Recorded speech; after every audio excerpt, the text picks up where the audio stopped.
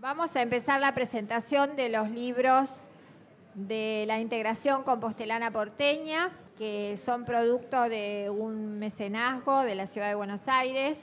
Nos facilitó la tarea el Centro Betanzos de Buenos Aires y a raíz de la integración con la cultura gallega y la cultura porteña, iniciamos una gira por España, hicimos 20 libros, 4 de los cuales se van a presentar esta noche.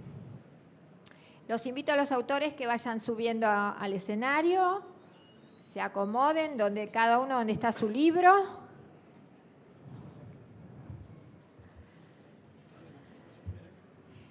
Yo acá, tú aquí, este es tu libro, Mirta ahí, Ana allá.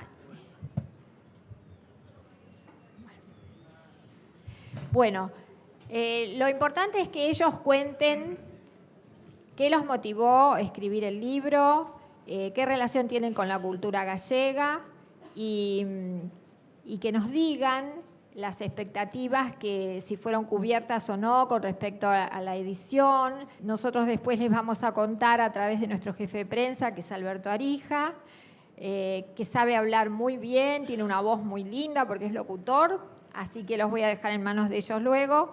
Y ahora le paso el micrófono a Javier Arellebra, que es autor del libro Preludios Atlánticos, para que nos cuente un poquito la experiencia de ser autor.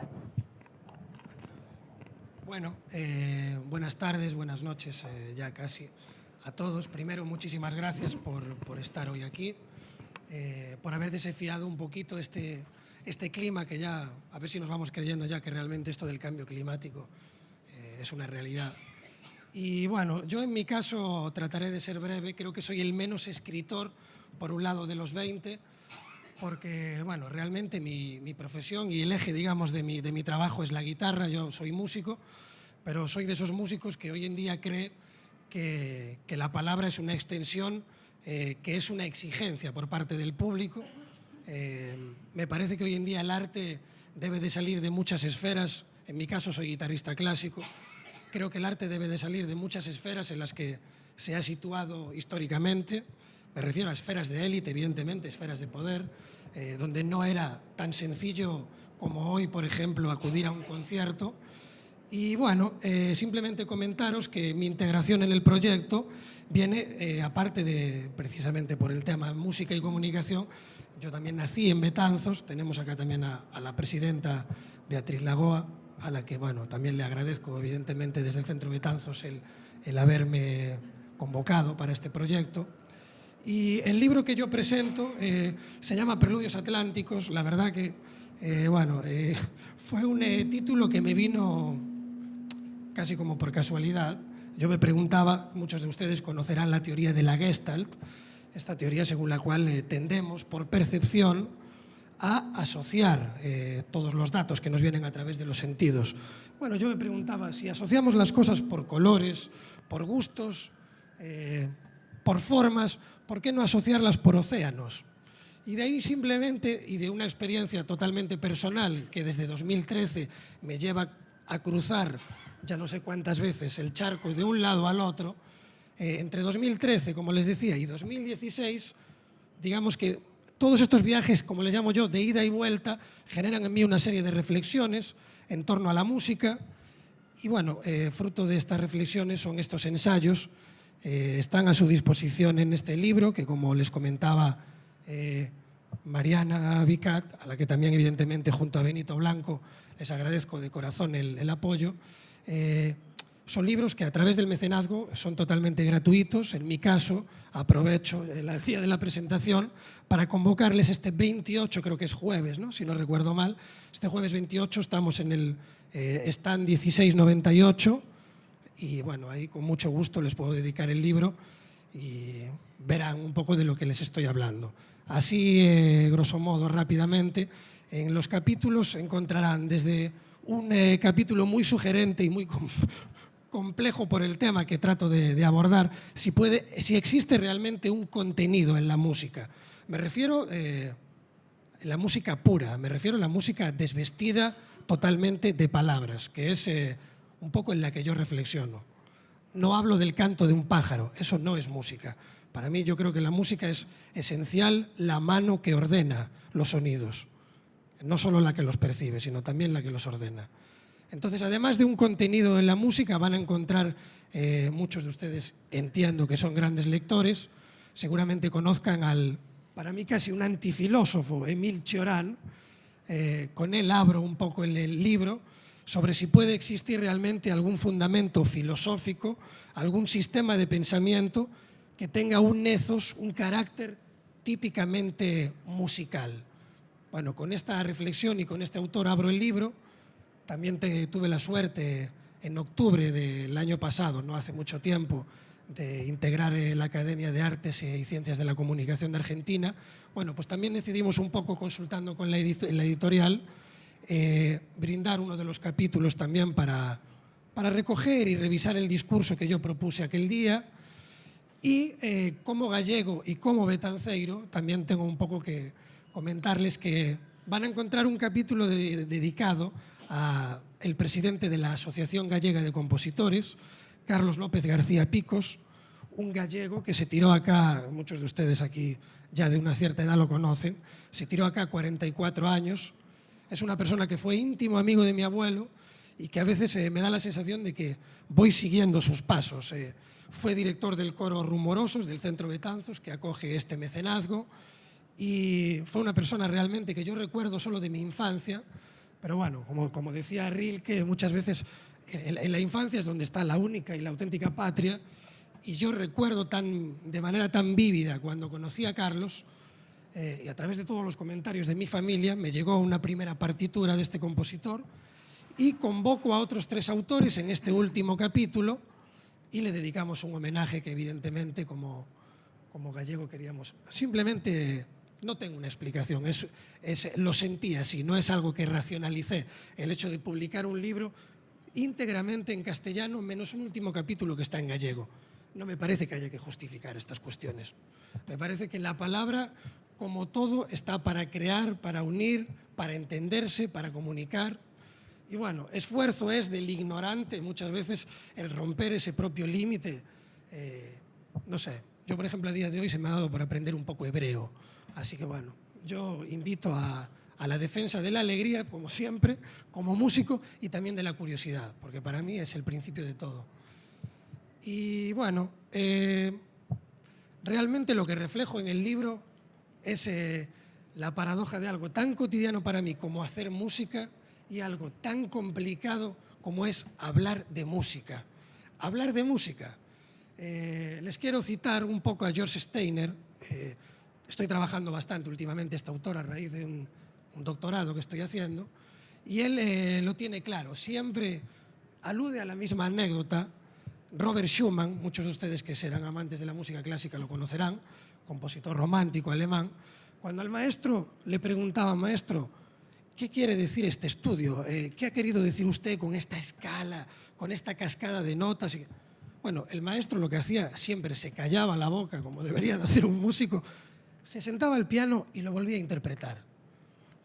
Quiero decir, para mí esta es la manera, no hablo de verdades, hablo de autenticidades, hablo de ubicación, de los registros concretos de cada cosa. No sé, las casas no se empiezan por el tejado, ¿no? Bueno, pues muchas veces uno ve esta paradoja, el hecho de hacer música, pero que tenemos la palabra para reflexionar sobre el hecho artístico. Y bueno, esto es un poco lo que me interesó en este libro, que como les repito está a su disposición el jueves.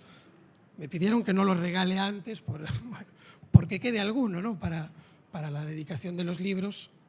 Y nada, es un libro que evidentemente agradezco de todo corazón el poder haberlo llevado a cabo.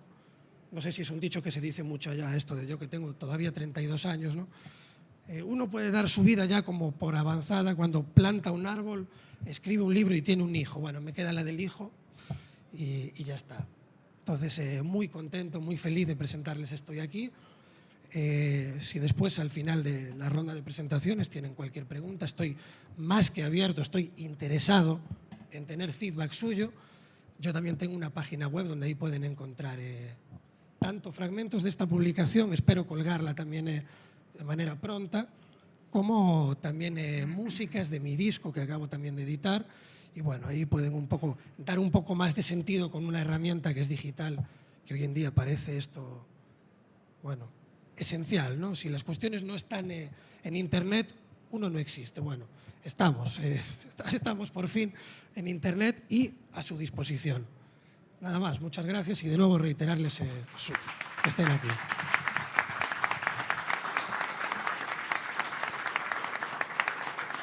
Bien. No dejen de visitar Galicia, por favor. Que me suba, sí, me subo. Buenas noches. Yo me voy a acoplar aquí a la mesa porque sí me gustaría poder contarles algunas cosas durante este rato que tienen que ver no solo con los 4 escritores que hay aquí, sino también con ese maravilloso viaje que hemos hecho por Galicia, sobre todo en el mes de marzo, dentro de un proyecto que yo, desde luego, independientemente del eslogan del proyecto, que era porteñizar Galicia y después galleguizar Buenos Aires, que es lo que tratamos de hacer en este momento, para mí hay una figura que sí que se me ocurría y que yo creo que, por lo menos para mí, es muy real, ¿no? Y era llevar a cabo un acto de justicia poética. Porque muchos de los gallegos que vinieron para acá en las diferentes olas de migración desde finales del 19 hasta la primera mitad del 20, vinieron con la sensación de que a pesar de que les gustaría volver, era algo que no iban a poder hacer. Bueno, algunos de esos gallegos, y sobre todo hijos o nietos de esos gallegos, hoy en día son creadores, son literatos, son gente que escribe, es gente que es capaz de comunicar cosas. Y a mí me parece que ese viaje era un acto de justicia, es decir, parte de la esencia de aquellos gallegos que vinieron en todos esos años, volvió a su tierra convertido en libros y convertido en un signo de creatividad. A mí eso me parece realmente importantísimo, ¿no? Entonces, bueno, hoy estamos precisamente con 4, algunos gallegos, ¿no? Como Antonio Penelas, que es más gallego que el pulpo, ¿no? Antonio no sé, Antonio. Carlos seguro. Carlos, efectivamente. ¿Por qué te llamo yo Antonio? Porque mi padre una vez me iba a llamar Jacinto. Pero finalmente se equivocó y te llamó Carlos. Carlos Tomás. Carlos Tomás. Bueno, pero tú eres gallego. Y casi soy gallego. No, eres gallego.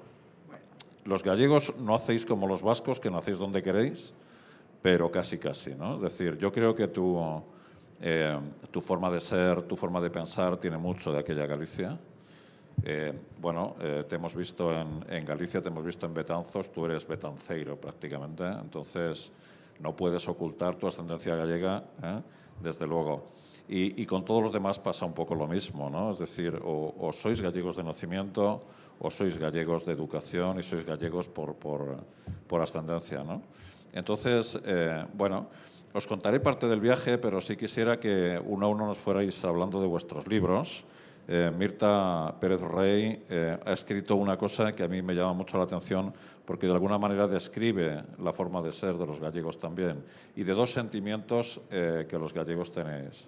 La morriña, que es algo que me gustaría que me definieras, y luego una forma de expresión que para mí tiene mucho encanto y que la propia palabra lo expresa, que es la muñeira, ¿no? Bueno, con esos 2 conceptos de morriña y muñeira, ese es el título que tiene la obra de Mirta Pérez Rey, que me gustaría que nos contara un poco qué es esa obra y por qué esa pulsión de escribir, ¿no? Bueno, buenas noches. Bueno, primero quiero contar cómo es que soy gallega. Mi mamá es gallega, soy nieta de 4 gallegos y soy ahijada de gallega Creo que también. tienes que acercarte al micrófono. ¿Se escucha? Hola. Mira, utiliza este. Bueno, yo escribo ficción, entonces lo que quise empezar a escribir es una historia que manifestara la importancia que tuvo la música española, que tiene la música española en Buenos Aires particularmente. En los 50 o los 60, en todos los hogares, no importa la nacionalidad de origen, todo el mundo cantaba coplas, en las fiestas todo el mundo bailaba pasodobles y todas las chicas estudiaban danzas españolas. O sea, es como que... o sea, la cultura española a través de la música y la danza creo que se adueñó de la ciudad. No sé si la danza de la ciudad o la ciudad de la música española. Bueno, a partir de ahí empezaron a aparecer personajes en mi cabeza que tenían que venir de distintos lugares de España. Venían algunos de Andalucía, algunos de Madrid y algunos de Galicia. Tuve que darle vida a esos personajes, saber qué hacían, en qué creían, qué comían, por qué venían. Y cuando llego a la parte de los personajes de Galicia, me di cuenta que no sabía nada de Galicia. Además de cuáles eran las 4 provincias gallegas y que ahí hay pulpo, sabía muy poco, un poco más que eso.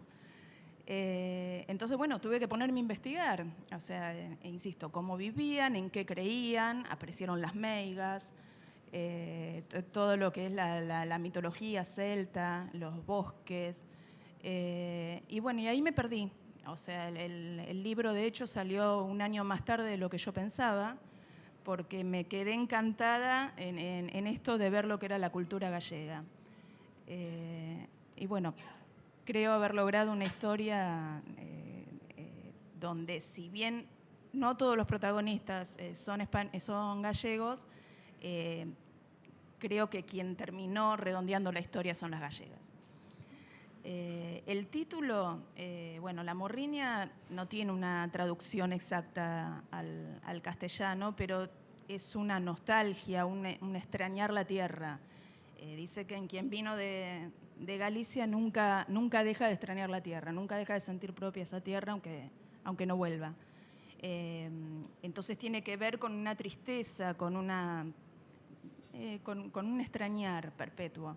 Y la muñeira con la alegría, o sea, y creo que el gallego tiene eso, de extrañar, pero de encarar las cosas con mucha fuerza y con alegría.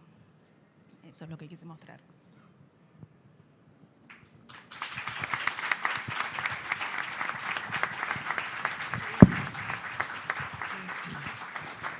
Mirta estará firmando libros también en estos días en el stand que está justo aquí al lado. No sé si lo han visitado. Según salen a la derecha, 20 metros aproximadamente. Bueno, pues ahí estarán, ¿no? Ana Bisignani.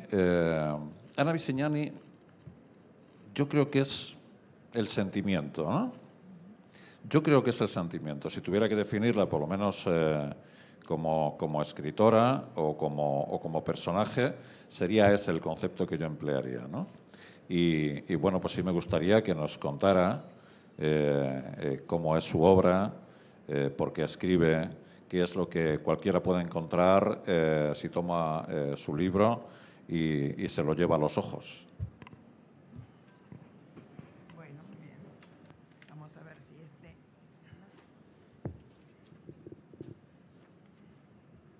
Gracias por lo que dices, Alberto. Hemos hablado mucho, inclusive yo me quedé encantada con tu programa radial y no te conocía, y después de golpe nos vimos en los 36 Billares y resulta que pertenecíamos a un mismo grupo.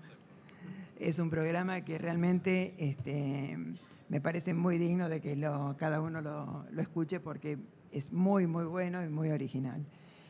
Pero en principio yo quería, soy bastante ordenada, de modo que quería agradecer muchísimo al Centro Betanzos y en su nombre a la presidente, la señora Beatriz Lagoa Veiga, que todavía, señora, me debe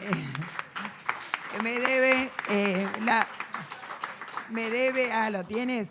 Me debe el orgullo de saber que ella también, que aquí está mi hermana política, que también se llama Vales, ¿no? Algo así en su familia. Aquí está la señora Vales, que también, ella, no sé si lo recordás, María Elena, pero yo te lo había comentado. Así que espero eso con denuedo. Muy bien. Después querría agradecer muchísimo a Mariana Vicat Machado, porque ella fue la que, a través de haberle sugerido si por favor me hacía el prólogo de mi libro, ella me dijo le gustó mucho y entonces me sugirió intervenir en este mecenazgo al cual estoy verdaderamente muy agradecida. Quedan muy pocos libros, pero bueno, ya nos veremos a ver si algún editor lo toma, porque si no nos vamos a quedar con muchas ganas. El presidente de la integración compostelana porteña, que su esposo, el señor Benito Blanco, que siempre tiene una palabra amable y esa tremenda capacidad para atender el teléfono cuando uno necesita algo urgente. Bueno, eso es subestimarlo porque su posición es muchísimo más destacada, ¿no? Tanto en lo comercial como en lo privado, etc. Bueno, yo tengo anotado aquí, porque soy ordenadita, al vicepresidente de la Unión de Betanzos, que sería Manuel Seoane Amor, puede ser, o me equivoco, ¿está bien? Bueno, ya hablé de la editora Mariana Vical Machado, y bueno, y también alguien que no está, pero que me parece que nos tiene que unir de verdad, que sería el señor Alberto Núñez Feijóo, que es el presidente de la Junta. Yo no sé si meto la pata o no, pero me parece que es correcto que tenga que nombrar a una personalidad de ese tipo, ¿verdad? Al hablar de toda esta historia, que tiene muchísimo de ficción, pero algo de realidad, vino hasta gente de España, que son primas de mi hermana, y ella divulgó tanto este libro que todavía no había salido allá por Miño, toda La Coruña, etcétera, que tengo el gusto tremendo de que el alcalde de Miño haya enviado una carta, que es corta, es Pedro Sánchez Orosa, arquitecto, y diré que es un arquitecto recibido aquí en Buenos Aires, es de la UBA. Lo que pasa es que sus padres son de Miño, él nació en Buenos Aires, pero se ha hecho, claro, tiene su raíz, ha comprobado y se ha manifestado en ese lugar como alcalde de Miño. Y dice así: estimada Ana, tienes que disculparme la demora en escribirte este correo. He recibido tu libro y aunque no he podido leerlo totalmente, sí anduve hurgando por sus páginas. Debo decirte que como emergente del fenómeno de la emigración gallega, en particular a Buenos Aires, cualquier historia que tenga que ver con ello me conmueve por su relación con mi propia vida. Un abrazo desde el mar de enfrente en Miño. Ricardo. Me parece bellísima porque tuvo la delicadeza de hacer un juego de palabras con el nombre del título del libro. Bueno, ¿y qué diré de la novela? La novela me la pidió hace muchos años, quien lo conoció, quien tiene algunos años en esto lo recordará, que es don Manuel Cao Corral, que fue el director, presidente, no sé cómo decirlo, de la Cátedra España de la Universidad UCES, y una persona absolutamente comprometida con toda la cultura española. De modo que cuando salió mi anterior novela, El destierro de la reina, que hicimos también la presentación en la UCES, él quedó conmovido, le gustó, bueno, y ahí fue donde me encargó hacer una misma historia, no la misma, pero en el sentimiento, palabra que tú dices de mí, que comparto, sobre la inmigración, alguien que tuviera que ver con la inmigración gallega.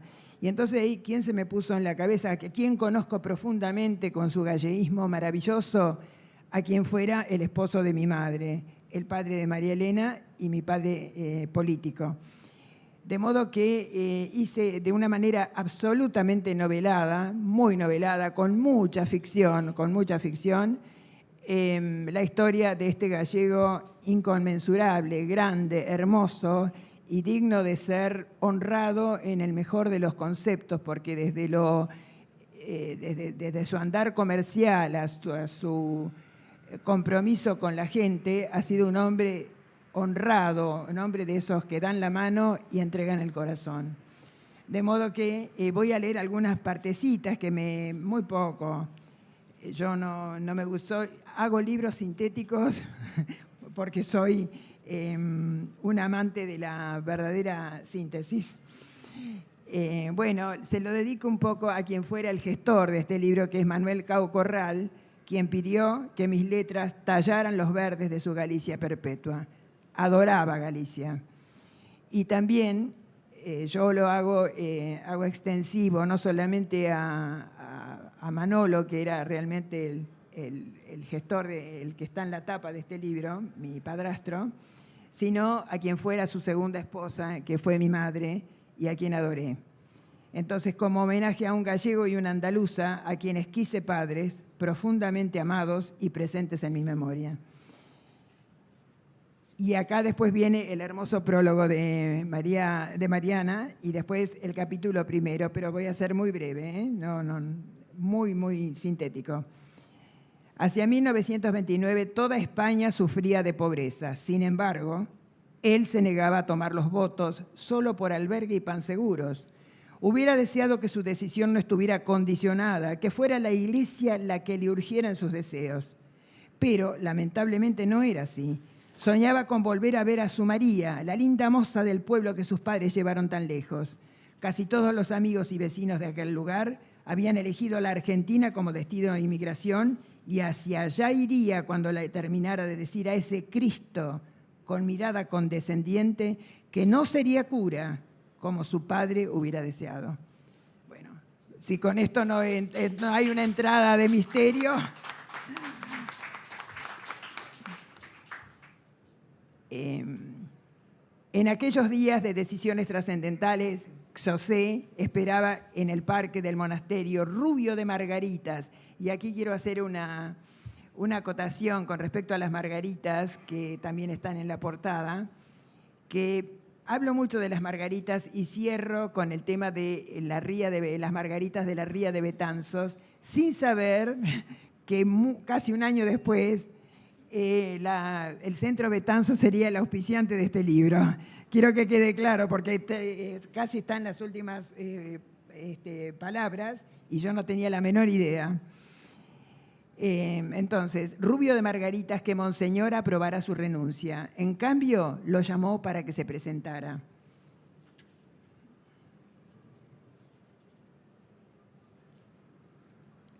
María, tanto tiempo, balbuceó José, intimidado por la realidad que superaba el recuerdo, y le extendió la mano mientras ella le cedió la suya con el alma dentro. Él, instintivamente, hubiera entrelazado sus dedos en esa paloma mansa, pero debió contener su ímpetu y solo le acarició el tacto con delicadeza. Cuando pudo arrancar los ojos de María, los giró para integrarse con quienes le hacían diferentes preguntas, en general relacionadas con el escondite, con la forma en que se alimentó y todos aquellos detalles concernientes a su aventura. ¿De modo que no fuiste tú, Paco, quien intervino para que no me faltara un plato de comida?, insistió todavía aturdido el polizón. Ya estoy entregando otro dato.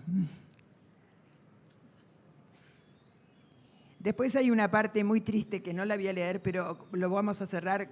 Utilizo mucho a Rosalía de Castro, en el mejor de los sentidos, digo la palabra utilizar, ¿no?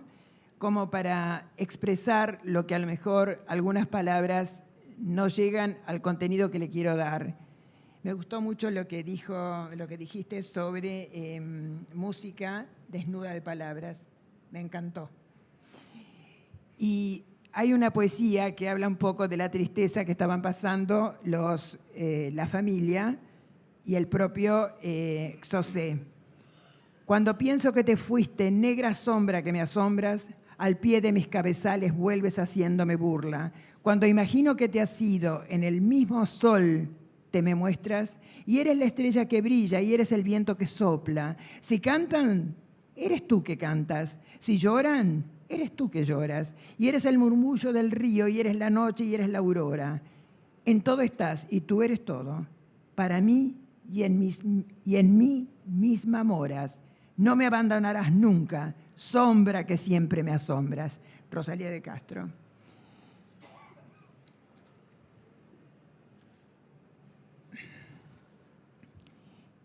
Esta es la segunda parte del libro. Es un libro dividido en dos partes, un primer amor y un segundo amor. Cata era alguien muy especial por su gracia, espontaneidad y simpatía. Entró a la reunión acompañada de su mejor amiga, etc. Él era gallego de Miño, ella argentina, pero de Almería. O sea que estamos haciendo algo muy gracioso referido, digo yo, ¿no? A mí me pareció gracioso juntarlo como que ella era argentina, pero en realidad era andaluza. Antes de terminar con la canción, José la abrazó por fuera y por dentro. Lo impresionó que, sin conocer su tierra, la homenajeara con tanta dulzura como una auténtica gallega. Tenía miedo por la turbación que sentía, era muy pronto para quedar tan apabullado, y se replegó un poco, quedándose en silencio. Tal vez la reserva le diera fuerzas para que su cabeza pensara con más claridad. En fin. Y finalmente, lo que decía recién respecto de las margaritas de Betanzos. Se los veía un poco mayores para ese gesto juvenil y también para el deleite que en pocos minutos abrevarían como dos mozalbetes dentro de ese departamento fragante, tan fragante como un campo de margaritas soleadas en la ría de Betanzos.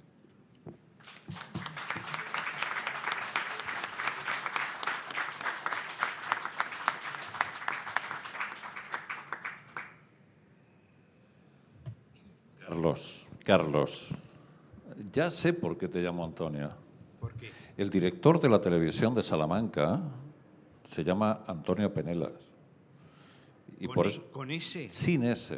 Claro. Eso debe ser un apellido que... Bueno, los apellidos han variado en algunas ocasiones, pero la fuente es la misma, ¿no? La raíz es la misma. Yo entiendo que sí. Creo que sí. Se escucha, sí. Él es zamorano, no es gallego, ¿qué le vamos a hacer? Es zamorano. Pero hubo muy buenos zamoranos. Algunos salieron, sí. No llegaron a lo que llegó un gallego bueno, pero No, bueno, hubo ya sabemos, buenos zamoranos. un gallego hace por 10 del resto del país. En Palencia hay buena gente. No, a mí me en contaron una Palencia historia. hay buena gente. A mí me contaron una historia y es que en el Padornelo, justo según se entra a Galicia desde Castilla, Sí. hay un tipo en una garita desde hace como 150 años que es el que da los tickets, los billetes para poder ser gallego. Eso es bueno. Eso me lo contaron hace tiempo. Lo que ocurre es que hace ya muchos años que no da billetes, porque ya se acabaron y entonces ya no se puede ser gallego, salvo que se nazca de Padornelo hacia el mar, ¿no? Eso es lo que yo tengo entendido. Bueno, Carlos, y si a Ana yo la definía como sentimiento, yo creo que en tu caso tendríamos que poner la palabra erudición, pero basado en la memoria, ¿no? Yo creo, por lo menos hasta donde te conozco. Y sí me gustaría que nos hablaras del origen de ese libro, de La luna sobre el candil de la memoria, porque creo que independientemente de la historia en sí que recoge el libro, yo creo que hay una historia detrás, porque es un libro escrito desde un ejercicio de memoria, ¿no? Entonces, me gustaría que nos contaras un poco el libro y luego esa palabra que se utiliza mucho en cine y es el making of. Bueno, en principio, gracias. Gracias por acompañarnos y por acompañarme en lo personal.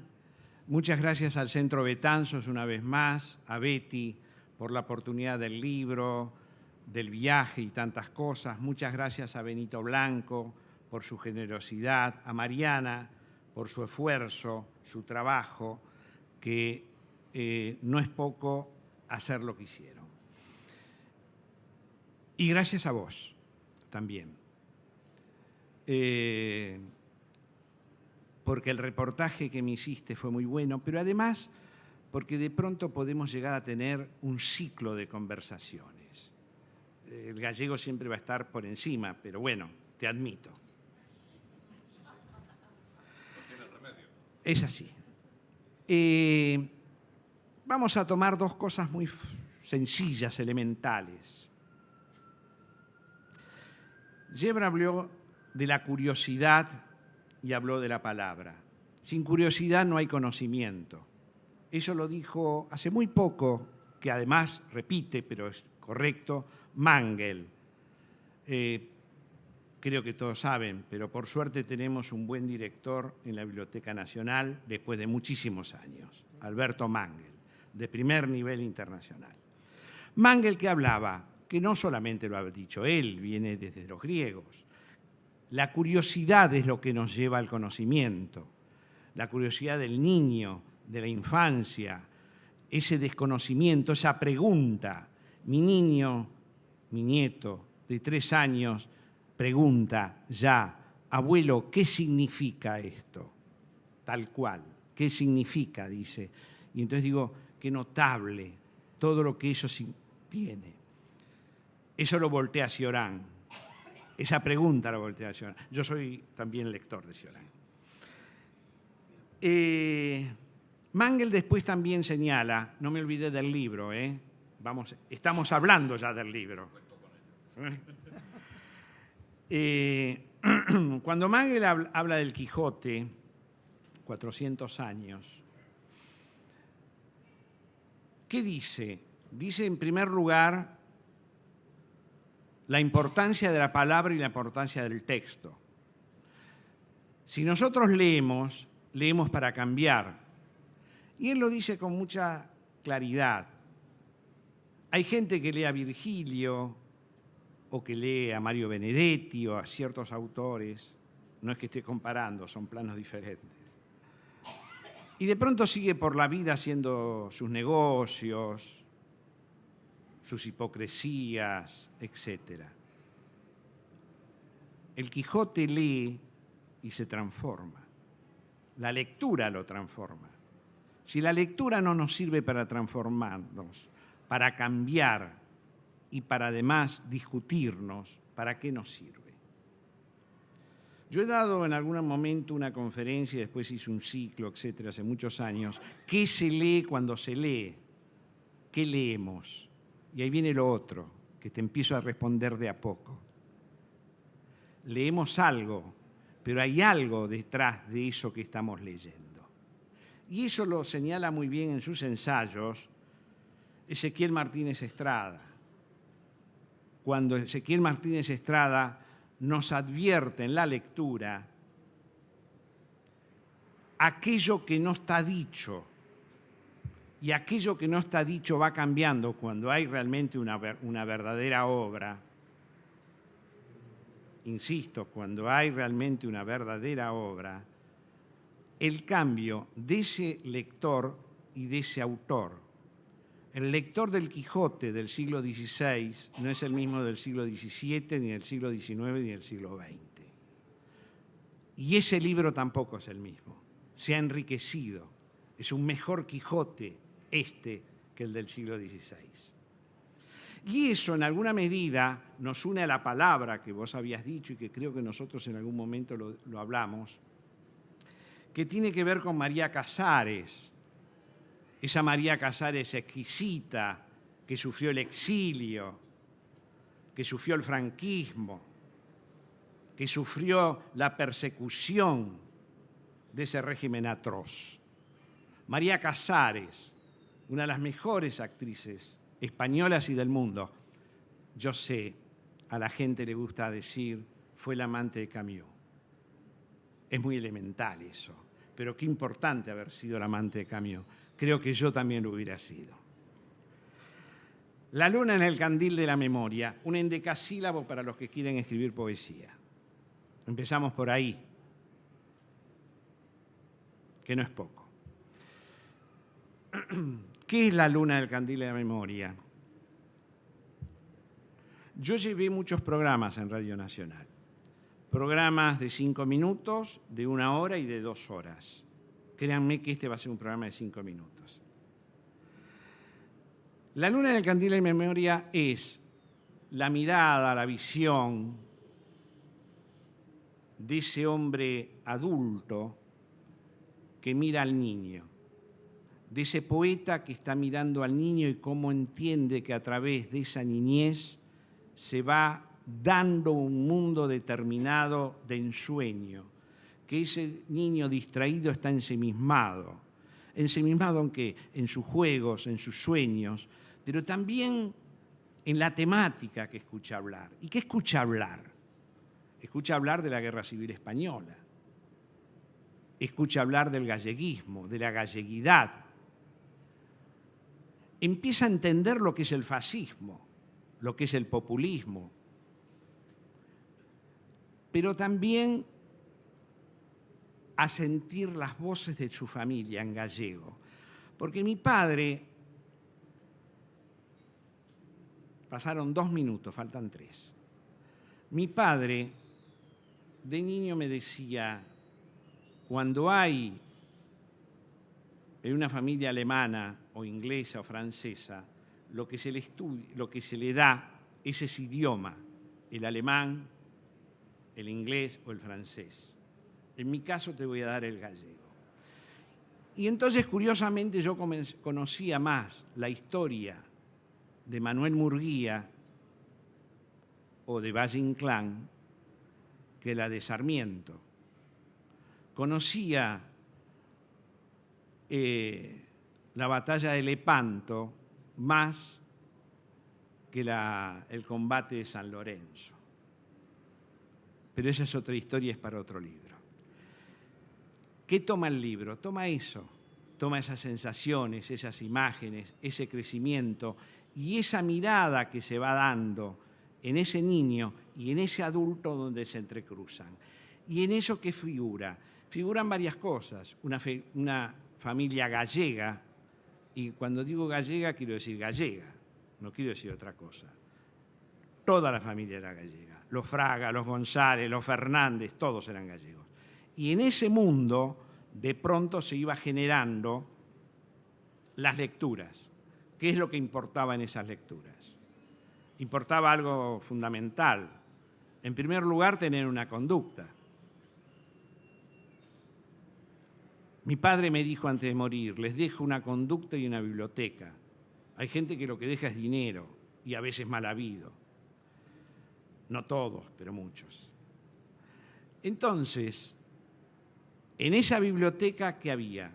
Textos insurrectos, textos gallegos, y se escuchaba hablar de Brahms, se escuchaba hablar de Mozart, a mi hermano mayor la ópera alemana, Wagner, siempre la galleguidad detrás. Y entonces ahí se va formando un espíritu universalista. Falta 1 minuto. En ese espíritu y en ese mundo es lo que en algún momento quiero transmitir acá, que termina cuando muere mi madre, cuando yo tengo 13 años. Ahí se termina la infancia. Pero ya estaba formado. Estaba formado por mis hermanos mayores, estaba formado por el cómic, estaba formado por el policial negro, estaba formado por Schopenhauer, por Nietzsche, por las lecturas del príncipe Kropotkin, por la insurrección y fundamentalmente con un legado que tenía que ver con la bondad. Entonces, y la otra cosa, y termino, en los actos escolares, mi padre era una persona complicada. El 20 de junio, Día de la Bandera, yo iba al colegio con la banderita republicana. Y la maestra me decía, ¿y esto qué es? Le decía, es la bandera de donde es mi patria. Dice, no, pero vos sos argentino. Y yo le decía, no, yo soy gallego y republicano. Gracias.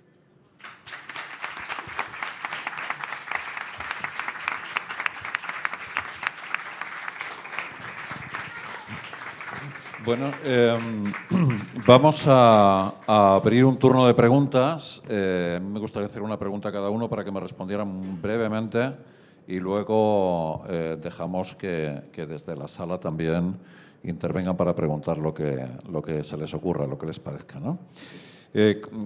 A Javier no lo he definido en una sola palabra y ya me ha dicho al oído, a mí no me has definido. Y como no quiero dejarle así, porque sé que luego no va a dormir, vamos a ver, yo creo que Javier, si tuviera que definirlo con una sola palabra, yo diría que es instigador. Javier es un instigador. ¿Cómo se quedan ante esta palabra? Yo estoy impactado, ¿no? Pues impáctate, pero ya te desimpactarás porque vamos ahora con la pregunta. Antes has hablado de que eres músico y que al ser un músico evidentemente eres el menos escritor de todos, etcétera, etcétera. A mí me gustaría que me contaras hasta qué punto es necesario que la música, además de escucharse, se pueda entender a través de la lectura de libros que escribe gente que hace música. No solo en las escuelas, por supuesto, sino en la vida cotidiana. Es decir, desde mi punto de vista, y en eso corrígeme si me equivoco, la música no solo se escucha, sino que puede entenderse a través de lo que tienen que contar y de cómo pueden enseñar la música y los procesos musicales y creativos la gente que hace música habitualmente. La verdad que... Muchas gracias por tu pregunta, primero. Me vienen muchas cosas a la cabeza. Primero, las 3, 4 que he podido así organizar mientras escuchaba tu pregunta. Por un lado, la música, yo creo, como toda forma de expresión, es una forma de conocimiento. Eso no implica, per se, que uno tenga que tener unos conocimientos determinados, porque en el caso de la música me parece que es el arte más directo. Por eso decía que está desvestida, desnuda de palabras. Es una visión totalmente romántica, ver la música absoluta, alejada de la palabra. Pero al músico que trabaja el sonido, como el artesano que trabaja la arcilla, ese es el material, el sonoro, el que le interesa. Entonces, por un lado, es una forma, entiendo yo, que es una forma de conocimiento, que nos traspasamos mensajes de unos a otros, que es una manera de recibir al otro. Para mí, la idea del otro que completa nuestra propia existencia, nuestra propia reflexión de uno mismo, en el tema relación público-músico, a mí me parece fundamental. Después me vino también la anécdota, tiene un toque aristocrático que no me agrada totalmente de todo, pero Mozart, por ejemplo, por poner un ejemplo de los clásicos, digo clásico en el sentido estricto, quiero decir, Brahms es un clásico, pero ya no es clásico. Entendemos lo que quiero decir con esto. Mozart siempre comentaba que él pensaba que para escuchar su música hacía falta tener conocimiento. Bueno, y el padre, Leopoldo, siempre le recordaba que, bueno, lo que tú quieras para los expertos que tú entiendes, pero no te olvides a aquellos otros que tú entiendes que son burros, no te olvides tampoco de hacerles cosquillas en la oreja. Siempre le comentaba esto. Me parece que es una forma de conocimiento y me parece que todo en la vida, el paso del tiempo en sí mismo, es sumar el paso del tiempo. Evidentemente aquí hay tantas realidades como seres y seguramente alguien que haya perdido recientemente a una persona, las palabras no, le tocarán, pero no le van a ayudar. Entonces, en ese sentido, me da la sensación de que la música, lo mismo que tiene de privilegio, lo tiene de paradoja. Entonces, es el arte que aparece y se desvanece al mismo tiempo que deja de sonar. Desde ese punto de vista yo creo que todo suma absolutamente. Y hoy que estamos a restar en tantos lugares, todo suma. Es decir, la interdisciplinariedad, esto de que podamos conectarnos a través de los teléfonos y uno está viendo palabra, sonido, imagen, a propósito de la lectura del mundo que eso provoca. Eso está cambiando totalmente los paradigmas de pensamiento y los mapas con los que estamos habituados y acostumbrados a construir nuestra realidad. Entonces, ¿cómo la palabra, que es, como dice la tradición hebrea, ahora que estoy un poco más metido ahí, la palabra crea el mundo, ¿no? En la tradición hebrea, el mismo Dios sienta a cada palabra para presentarla, a cada letra, la presenta y cada letra tiene su característica, tiene, digamos, ese entramado dentro de una unidad de pensamiento. Evidentemente, el músico necesita de la palabra, está claro, pero porque la vida misma no se entiende para mí de otra manera. Pero bueno, yo me encuentro en un momento de la vida en el que a lo mejor me interesa más el silencio. Eso que hay detrás de lo que leemos, muchas veces en música es esencial. Y no tiene nada que ver con saber más o saber menos. Además, hoy en día, en un mundo, creo que estarán bastante de acuerdo conmigo, hoy no sabemos algo. Hoy el sabio realmente es un arquetipo que está no sé si desapareciendo, transfigurándose en otra cosa. El sabio no es el que te recita el texto que ya llevas acá. El sabio no es el que sabe en qué año empezó y finalizó algo. Y creo que la música no puede ser ajena a toda esta, digamos, este mapa de transformaciones que estamos sufriendo. Me parece que es esencial, me parece que es haber conseguido llegar a encontrar un lenguaje que, pese a que me duela reconocerlo, es artificial, porque muchas veces uno le alude a la naturaleza, a los dioses, a tantas cosas, algo que ha hecho el ser humano, algo tan hermoso como un sistema de comunicación a través de sonidos que vale para llegar donde no llegan las palabras. Creo que lo que tú preguntas, esto de que se necesita conocimiento o no, lo que se necesita es corazón. Vaya usted a saber si ese camino, el camino del corazón, por decirlo así un poquito, implica conocimiento o no.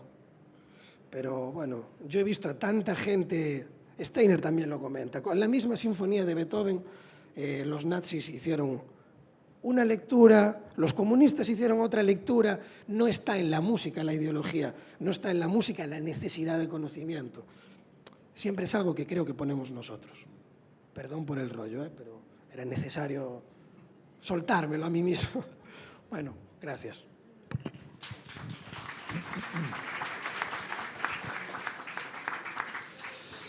Mirta, que desde mi punto de vista es la interiorización.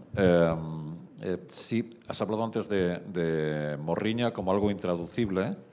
Mira, en Castilla tenemos una palabra que se llama murria, que quiere decir lo mismo. Tienes murria, y es cuando alguien de repente echa de menos lo habitual, ¿no?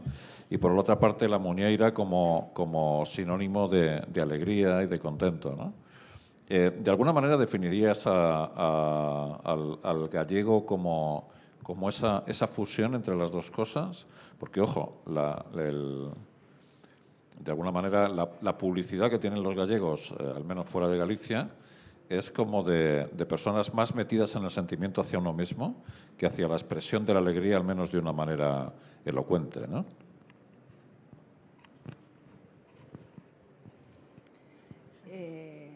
Ahora me entiendes.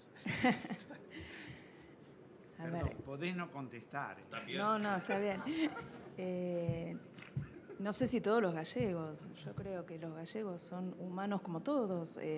Y está quien tira más a la morriña y quien tira más a la muñeira. Quizá el título tiene que ver con lo que pasa dentro de la novela, que pasan cosas fuertes, pero también se viven con alegría. No sé si es una característica de todos los gallegos, ni de todas las personas. O sea, uno va creando situaciones y viviendo situaciones de la mejor manera que puede, y la muñeira es una. No siempre se puede lograr, pero no sé si para todos los gallegos, o sea, para algunos.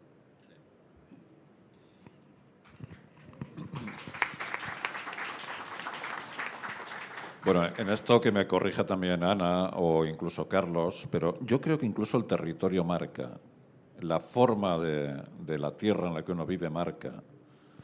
Los castellanos, yo soy castellano, los castellanos somos secos, tenemos que estar explicando constantemente que no estamos enojados, pero es que nuestra tierra es así y nuestra manera de ser es así, por tanto. Entonces, por eso yo no sé si ese paisaje gallego, ese paisaje de bosques y ese paisaje de alguna manera tan sentimental, al menos para un castellano que lo que ve es una planicie absolutamente despojada de sombra en verano porque no hay ni árboles, ¿no? Y de humedad, por supuesto, ¿no? Entonces, yo no sé si eso al final influye y convierte a los propios gallegos en seres especialmente sentimentales y especialmente quizá hacia adentro, ¿no? Es muy probable, algo tiene que haber, porque yo que pude analizar profundamente toda la raigambre andaluza y luego pasé ahora últimamente a la gallega, noto que hay diferencias muy, muy fuertes. Pensar que en un territorio tan pequeño, ¿no? Porque decimos España es chica como Buenos Aires, más o menos, en cuanto a la parte geográfica, pero cuánta diferencia que hay entre un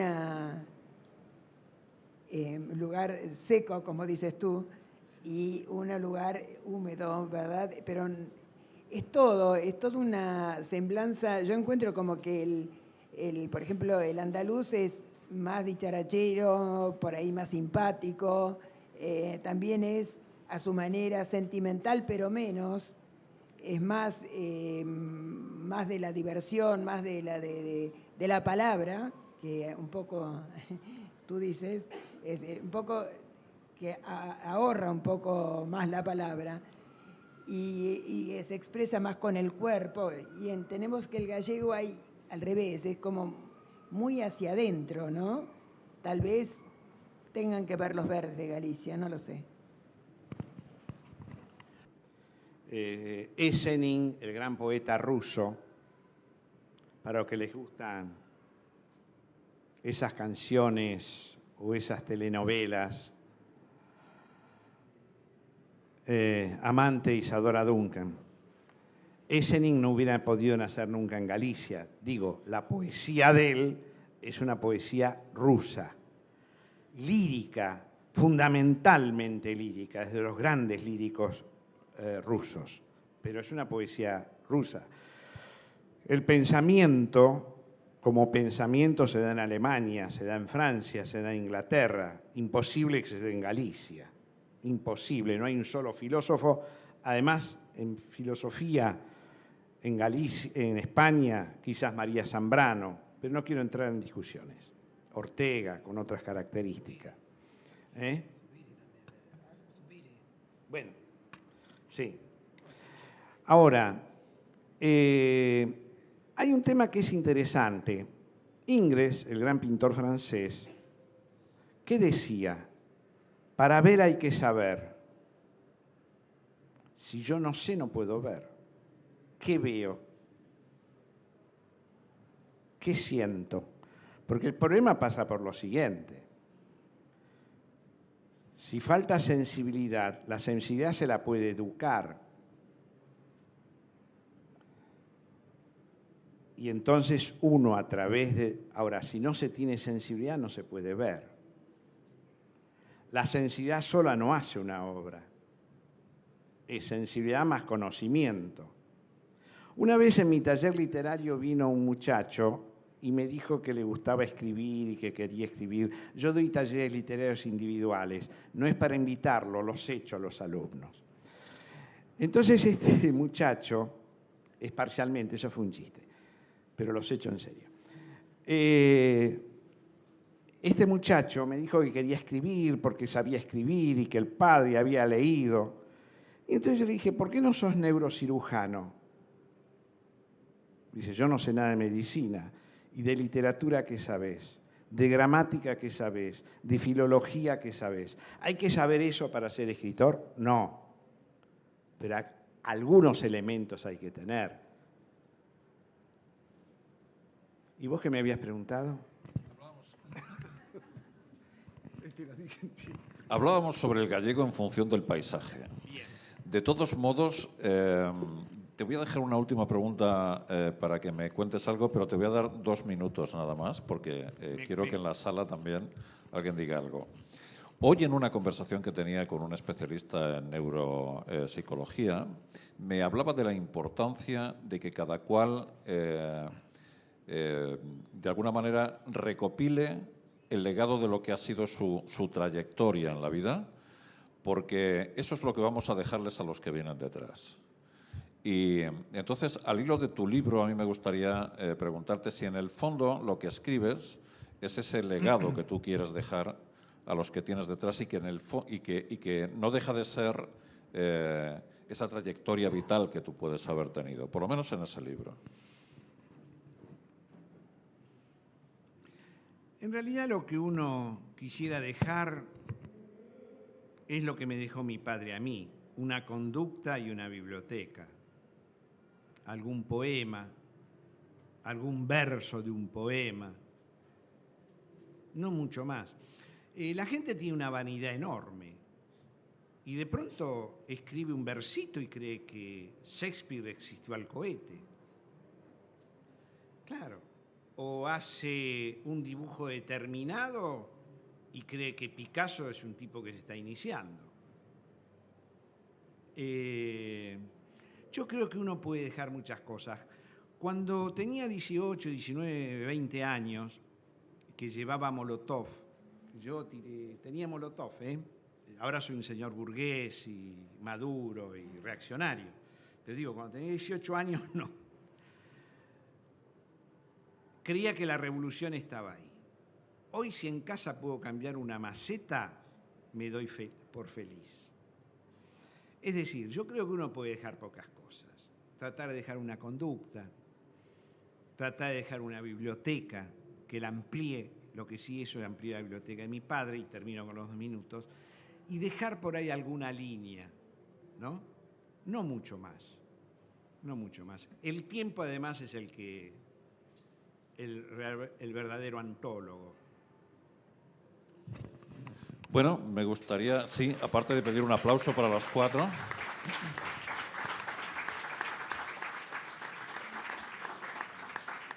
Me gustaría que desde la sala, quien tenga algo que preguntar o algo que decir, aproveche ahora o calle para siempre. Eso sí, de uno en uno.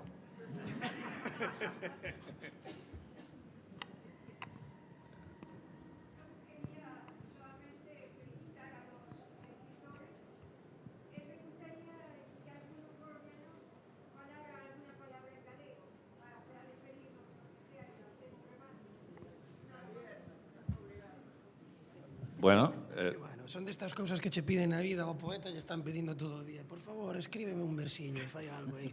Bueno, pois van, que vayan estas verbas en galego para... Oyes. toma. Bueno. Señora, ¿qué le gustaría escuchar en gallego?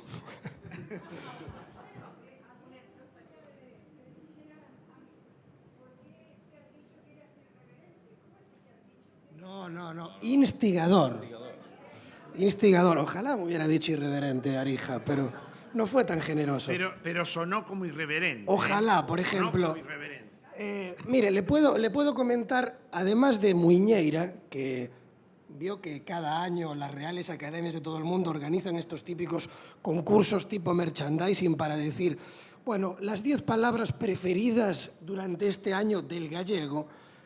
Es curioso porque Mirta tiene 2 que normalmente salen todos los años, como son evidentemente para nosotros fundamentales, Muiñeira y Morriña, pero yo le voy a decir una que siempre me gustó mucho, ¿cómo decimos mariposa en gallego?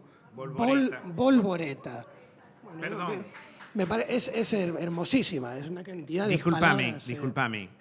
Yo era chico, estoy hablando del siglo XIX, bueno, finales, y mi hermano me dice, mi hermano mayor, todos grandes lectores en casa, todos, lo cual no significaba que nos fuéramos a ver a Independiente, que es uno de los mejores equipos. Mi hermano me decía, tenés que leer a Wenceslao Fernández Flores, y la novela de él era Volvoreta, que no se podía traducir, porque Volvoreta no se puede traducir. Perdón que te haya interrumpido, pero me acordé así.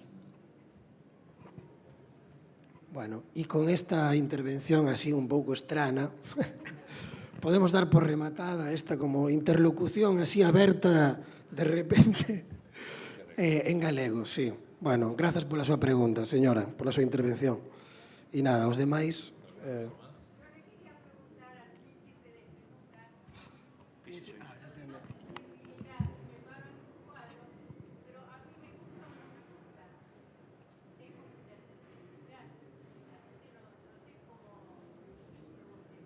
Bien. Por fin en la sala me llamó como correspondía. Porque aquí se habló de poeta, de escritor, pero la señora, que es una profunda conocedora, no de mi vida, que eso no lo conoce ella ni nadie, pero sí de mi abolengo, me llamó príncipe de Espenuca, porque yo soy el príncipe de Espenuca. Bien, no, a ver, si nos entendemos un poquito, uno dice a veces ciertas cosas y a veces no quedan del todo claras. Cuando ingreso, o cuando mucha gente dice, para ver hay que saber, Vamos a poner un ejemplo tonto. Yo voy a ver un partido de rugby y como no sé las reglas, no sé por qué hay 15 y se empujan, por qué los arcos no son como los arcos de fútbol, por qué se respetan y después se saludan, etcétera, etcétera, yo no puedo apreciar muy bien ese juego. Quizás conociendo las reglas tampoco lo llegue a apreciar, pero eso es otro tema. Y es verdad, esa es una primera lectura que uno tiene, sobre todo en la música o en la pintura. La literatura tiene otro camino, en general. Pero es verdad, yo de pronto escucho, en las clases que doy, muchas veces cuando viene alguien, lo primero que hago es, ¿a usted le gusta más Mozart que Beethoven o prefiere escuchar a Mahler? Hoy vamos a escuchar en la clase de fondo la música de Mahler. Yo estoy seguro que ese señor que se sentó ahí, o señorita, no sabe de qué le estoy hablando, no sabe si Mahler jugó en la quinta News Old Boys o es el próximo pase al Barcelona. Pero después de escuchar a Mahler, la Quinta Sinfonía, un montón de veces, algo le va a quedar. Es verdad, me puede gustar Mahler de primera intención o necesito frecuentarlo, la frecuentación en arte para captar, ¿no? Pero es verdad lo que vos decís. De pronto veo un cuadro y digo, ¿me gusta o no me gusta? Lo que quiero decir que a veces, cuando uno sabe un poquito más, se da cuenta que eso que gustó cuando sabe no es bueno. Eso lo sabemos con los arquitectos. Hay arquitectos que tienen el título. Sarmiento decía, los títulos no acortan las orejas. Si un tipo es burro, sea arquitecto, abogado u oculista. No hay nadie de eso acá. ¿Respondí más o menos? Gracias por lo de príncipe. Y cuando vaya, tiene el camino abierto. Hay dos cosas que no pueden entrar en Espenuca, que ya lo dejé dicho. Ni sacerdotes ni militares. El resto sí.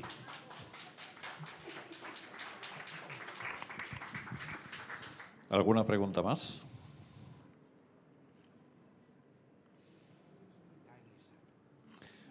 Bueno, pues sí, ¿no? Te vi como con cara de ir a decir algo. Bien, les doy las gracias por haber estado compartiendo con nosotros este rato. Les repito que bueno, pueden hacerse con los libros en el stand que está ahí apenas a 20 metros de la sala donde estamos. Estos días estaremos presentando algunos libros más de ese proyecto del que les hablaba al principio. Son 20 títulos y a lo largo de estos días tendremos ocasión de poder compartir más ratos con ustedes. Muchísimas gracias por todo y hasta siempre.